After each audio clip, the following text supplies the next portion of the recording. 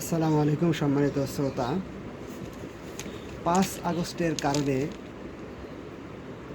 BNP জামাতের কাছে আওয়ামী লীগের যে হিসাবগুলো বাকি রয়ে গেল, আপনারা জানেন জামায়াত ইসলামের নেতাদের কিছু বিচারিক হত্যাকাণ্ডের মাধ্যমে মুক্তিযুদ্ধের সময়ের কিছু হাইপ তুলে ফাঁসি দেওয়া হয়েছে। আর এটার প্রতিবাদ করতে যারা চেয়েছে, একই অজুহাতে তাদের হাজার হাজার নেতাকর্মী খুন, গুম, হত্যাকাণ্ড সংঘটিত করা হয়েছে। এবং জামাত শিবির যেন রাজনৈতিক স্পেস না পায়, এই অজুহাতেই বিএনপির কিছু বামপন্থী ও আওয়ামীপন্থী নেতাকে বুঝিয়ে যে আমরা 2-1 টার্মের জন্য ক্ষমতায় থাকব, তোমরা ডিস্টার্ব করবে না। বিএনপির একটি গ্রুপ এতে রাজিও হয়, যার কারণে 16 বছর বিএনপি ক্ষমতা আরোহণের কোনো সুযোগ পায়নি। তবে বিএনপির এই মুনাফিকের কারণেই বিএনপিরও অনেক হাজার হাজার নেতাকর্মী খুন, গুমের শিকার হয়েছে। তবে আমাদের আজকে আলোচনার বিষয় যে জামাতকে শেষ করার পর বিএনপিকে ধরা হয়েছিল। মোটামুটি বিএনপি জামাত প্রায় কাছাকাছি সময় শেষ হচ্ছিল। আপনারা জানেন 2024 সালের নির্বাচনের পর শেখ হাসিনার ছেলে সজীব ওদের জয় বলেছিল 2030 সালের পর বিএনপি জামাত নামক কোনো দল আর অবশিষ্ট থাকবে না। তার মানে এই নির্বাচনের পর আওয়ামী লীগ ক্ষমতাসীন হওয়ার পর যে কাজগুলো সংগঠিত করত, তার একটি ধারাবাহিক প্রসেস আমরা একটি প্রতিবেদন থেকে পাই। সরকারি একটি প্রতিবেদন, তথ্য ও যোগাযোগ মন্ত্রী হাসান মাহমুদ চৌধুরী, প্রতিমন্ত্রী,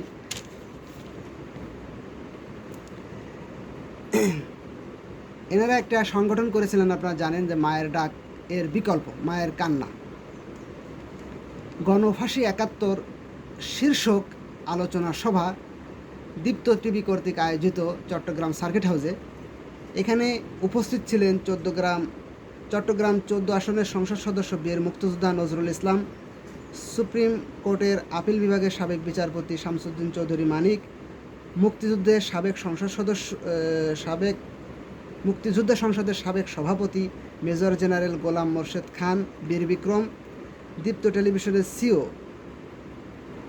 ও গণফাঁসি 77-এর প্রমাণচিত্র পরিচালক ফুয়াদ চৌধুরী, চট্টগ্রাম মহানগরী মুক্তিযোদ্ধা কমান্ডার মুজাফফর আহমেদ, মায়ের কান্না সংগঠক ও প্রধান সমন্বয়ক কামরুজ্জামান মিয়া লেলিন।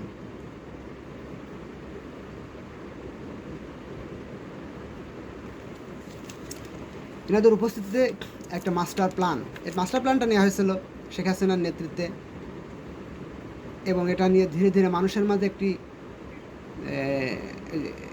আমেরিকা ও ইসরায়েল যে 20 বছর আগে বলেছিল যে ইরানে আক্রমণ করবে, এই আক্রমণ করার জন্য যে যে অজুহাতগুলো দরকার, এই অজুহাতগুলো তৈরি করছিল। মানুষ যেন বোঝে যেন আসলে আক্রমণ করা দরকার।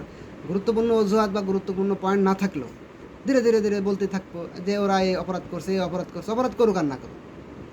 ধীরে ধীরে মানুষের মাঝে এই যে গ্লোবালিয়াস, যে হিটলারের যে মন্ত্রী যে থিওরি ছিল যে মিথ্যা বারবার বললে সেটা সত্য পরিণত হয়, তো ওনারা এরকম একটি ফর্মুলা দাঁড় করিয়েছিলেন। ওনারা বিশ্বাস করতেন সেটা সত্য, এবং সেটা কিছুটা সত্য বটে। সেটা হচ্ছে জিয়াউর রহমান ক্ষমতা গ্রহণকালে বা গ্রহণের পরবর্তী সময়ে মার্শাল ল জারি করে যে হত্যাকাণ্ডগুলো ঘটিয়েছিলেন, সেই হত্যাকাণ্ডগুলোর একটা বিবৃতি। সেই বিবৃতির মধ্যে ওনারা 5 প্রকারের হত্যাকাণ্ডের বিচার আগামীতে বিএনপির কাছ থেকে নিবে। মানে জামাত শেষ করার পর বিএনপিকে তো হালকা করে ধরা হয়েছিল শুধু রাজনৈতিকভাবে, বিএনপির কোনো নেতাকে কোনো বিচারিক হত্যাকাণ্ডের ফাঁসির মুখোমুখি করা হয়নি। এটা শুধু রাজনৈতিকভাবে মোকাবেলা করা হয়েছিল বা মামলা মোকদ্দমার মাধ্যমে পুলিশি হয়রানি করা হয়েছিল, কিন্তু তাদেরকে ফাঁসির কাস্টে ওঠানো হবে, এর একটা মাস্টার প্ল্যান নিয়েছিল মায়ের কান্না একটা সংগঠন করে।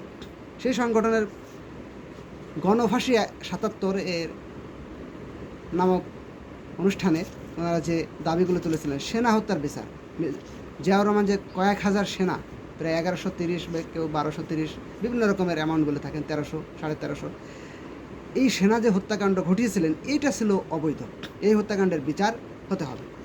তা আপনারা জানেন যে একটা হত্যাকাণ্ডে একজন ব্যক্তি জড়িত থাকে না, সেখানে বিচারিক ফাংশন থাকে, সেখানে সেনা কর্মকর্তার সেনা আইনের ফাংশন থাকে, অনেক ব্যক্তি জড়িত থাকে। তারা পরবর্তীতে বিএনপি সংগঠন গড়ে তুলেছিল। সেখানে কারা কারা ছিল এই লিস্টগুলো এখনও প্রকাশ করা হয়েছিল না, তবে ওনাদেরকে একটা হাইপ তুলতে শুরু করেছিলেন। সেটা হচ্ছে সেনা হত্যাকাণ্ডের কিন্তু বিচার করা হবে।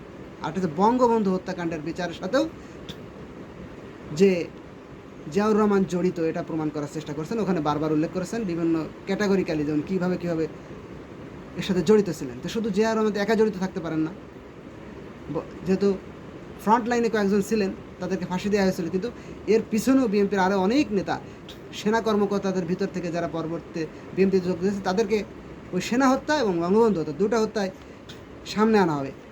আওয়ামী লীগের হাজার হাজার নেতাকর্মী ওই সময় হত্যা করা হয়েছে, যারা বঙ্গবন্ধু হত্যাকাণ্ডের বিচারের বিরোধিতা করে মিছিল মিটিং করেছিল তাদেরকে। এরপরে 21শে আগস্ট গ্রেনেড হামলা, যে আপনারা জানেন তারেক রহমানকে জড়িত করা হয়েছিল, আরও অনেককে জড়িত করা হতো ভবিষ্যতে বিভিন্ন রকম স্বীকারোক্তির মাধ্যমে। আরেকটা হচ্ছে 13, 14, 15 জাজ্জল্যমান কিছু হত্যাকাণ্ড ঘটেছিল। বিএনপি ডাকা কিছু হরতালে পেট্রোল বোমার মাধ্যমে কয়েকশো মানুষ নিহত হয়। এই 5 প্রকারের হত্যাকাণ্ডের বিচার বিএনপির কাছে আওয়ামী লীগের বাকি রয়েছে। যদি কোনোভাবে আওয়ামী লীগ রিটার্ন করতে পারে, তাহলে বিএনপির নেতাকর্মীদের উপরে এই 5 প্রকারের হত্যাকাণ্ডের বুলডোজার চালানো হবে। এবং স্বাভাবিকভাবে নেতাকর্মী 5, 7 জন, 10 জন বা 50 জন হয়তো ফাঁসি দেওয়া হলো, কিন্তু এটা তো আর এমনিতে যায় না। এটা সিস্টেম তৈরি করা হয় যে যেন এটার প্রতিবাদ করে কিছু মানুষ রাস্তায় নামে, সেখান থেকে আবার খুন গুম হত্যাকাণ্ড স্বীকার করা হবে।